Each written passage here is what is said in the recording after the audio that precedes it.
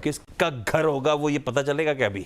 शुरुआत अभी तो कहना बहुत मुश्किल है, क्योंकि जो शुरुआत पहले तो जो स्क्रीन पे बार बार चला रहे हैं ये क्या है? ये अपनी तरह ये रुझान है कि आउटकम आ गया? रुझान है, ये रुझान चल रहा है, गिनती चल रही है, कौन आगे चल रहा है, ये अपडेट आ रहा है और ये प्रोजेक्शंस है कि ये उम्मीदवार वो राज्य जीतने वाला है। ये प्रोजेक्शन है, ये CNN, NBC इन सब के प्रोजेक्शंस है कि ट्रंप या जीतेगा, ये राज्य जीतेंगे। जैसे होता है ना, एक एक राउंड के बाद कुछ अपडेट आते हैं, काउंटिंग चल रही है लेकिन अपडेट आते रहते तो अपन कहते हैं कि ये इतनी सीट पे आगे चल रहे हैं। ये ऐसा भी नहीं है, ये रुझान है, ये कोई सीट्स पर कोई आगे नहीं चल रही, ये रुझान है कि ये जीतेंगे। और अब तक जितने राज्यों के रुझान निकल कर आए हैं वो सारे सेफ स्टेट्स है, दोनों डेमोक्रेट्स के लिए भी और रिपब्लिकन के लिए भी। स्विंग वाला मामला भी सामने नहीं आया। स्विंग स्टेट्स पर अब तक हम पहुंचे नहीं है, अब तक वहां तक पहुंचने में अभी थोड़ी देर है, लेकिन अब तक जितने सारे सेफ स्टेट्स है वहां के नतीजे अब तक आए हैं, जो डेमोक्रेटिकली सेफ है, जो रिपब्लिकन्स के लिए सेफ है। लेकिन एक बड़ा प्रोजेक्शन जो अभी निकल कर सेफ स्टेट मतलब मान लिया कि वो जीतेंगे ही जीतेंगे? नहीं, सेफ स्टेट्स इसलिए जो हिस्टोरिकली भी डेमोक्रेट्स को वोट करते आए हैं और हिस्टोरिकली जो रिपब्लिकन्स को उन्हीं के हैं और उन्हीं के हैं। हाँ, ये अब तक उन्हीं के। लेकिन एक बड़ा प्रोजेक्शन जो अभी निकल कर आया है वो फ्लोरिडा का है। फ्लोरिडा क्योंकि इसमें 30 इलेक्टोरल कॉलेज के वोट्स है, जिसको 270 तक पहुंचने में बड़ी सहायता मिलेगी। और फ्लोरिडा का रुझान ये नहीं है कि 1980 से 1992 तक 4 इलेक्शंस लगातार उन्होंने रिपब्लिकन्स को वोट किया था। उसके बाद हर 2 चुनाव में उनका प्रेफरेंस बदलता गया। पहले उन्होंने फिर डेमोक्रेट्स को, बिल क्लिंटन के एरा में उन्होंने डेमोक्रेट्स को वोट किया, फिर बुश के टाइम उन्होंने फिर से रिपब्लिकन्स को वोट किया, फिर ओबामा के टाइम डेमोक्रेट्स को वोट किया, और अब तीसरी बार लगातार ट्रंप को ये जिताने जा रहे हैं, ऐसा प्रोजेक्शन निकल कर आ रहा है फ्लोरिडा से। तो वहां पर ध्यान रखने की जरूरत है। मगर अभी तक जितने भी राज्यों के नतीजे आए हैं, चाहे वो ओक्लाहोमा हो, इंडियाना हो, मिसूरी हो, अल्बामा हो, जो ये रुझान निकल कर आए वो सारे सेफ रिपब्लिकन स्टेट्स हैं। और सारे जो ये वर्मोंट, मैरीलैंड, DC, मैसाचुसेट्स, ये सारे सेफ, कनेक्टिकट, जो ये सारे सेफ डेमोक्रेट स्टेट्स हैं। तो अब तक कोई ऐसे स्विंग स्टेट्स नहीं है। 7 स्विंग स्टेट्स हैं, 94 ऐसी सीट्स है जो ये डिसाइड कर सकती है कि राष्ट्रपति कौन बनेगा। पेंसिल्वेनिया पे ध्यान रखने की सबसे ज्यादा जरूरत है। 19 वोट्स हैं वहां के इलेक्टोरल कॉलेज में।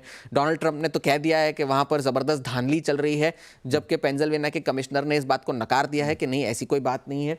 विस्कॉन्सिन, नेवाडा, जॉर्जिया में इस वक्त डोनाल्ड ट्रंप आगे चल रहे हैं, ये खबर निकल कर आ रही है, रिपोर्ट्स आ रहे हैं। जॉर्जिया में 16 सीट्स है इलेक्टोरल कॉलेज के लिए, तो वहां पर ध्यान रखना ज्यादा जरूरी है।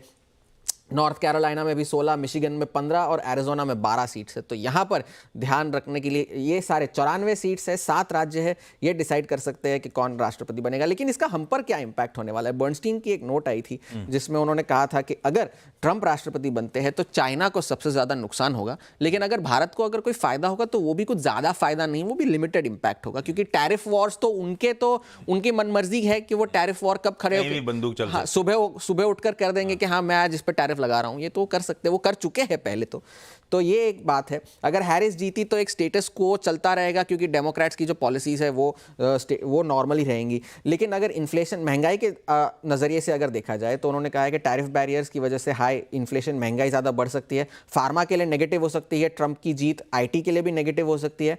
हैरिस की जीत फार्मा के लिए मिक्स्ड हो सकती है, क्योंकि अगर ड्रग प्राइसेस पे कैप लग गया तो वो एक डैम्पनर निकल कर आ सकता है। और अगर एनर्जी सेक्टर के लिए, OMCs के लिए शायद पॉजिटिव होगी ट्रंप की जीत, क्योंकि वो ऑयल ड्रिलिंग पर ज़्यादा फोकस करते हैं।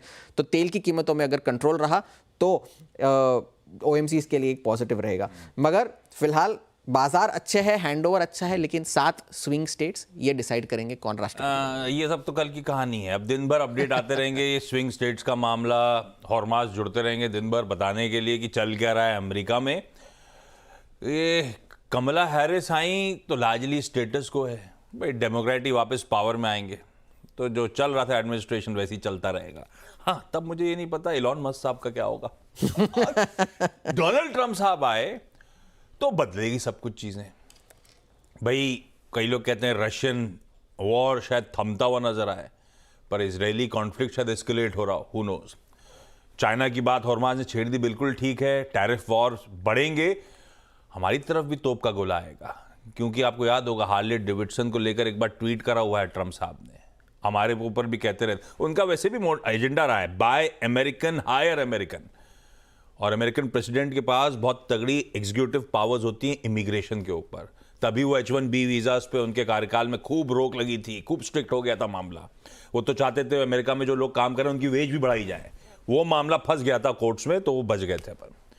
पर काफ़ी कुछ है। और वैसे एक चीज़ ध्यान रखिएगा, ट्रंप की एक्सपेंशनरी फिस्कल पॉलिसीज हैं, कॉर्पोरेट टैक्स काट दो वगैरह, वो जनरली अच्छा है इंडिया इंक के लिए और हमारी खास तौर पे आईटी कंपनीज के लिए। खैर, जब कुछ फाइनल आंसर आएंगे तब इस पे और ड्वेल करेंगे और इस पे डिटेल में बातचीत करते चलेंगे अपन लोग।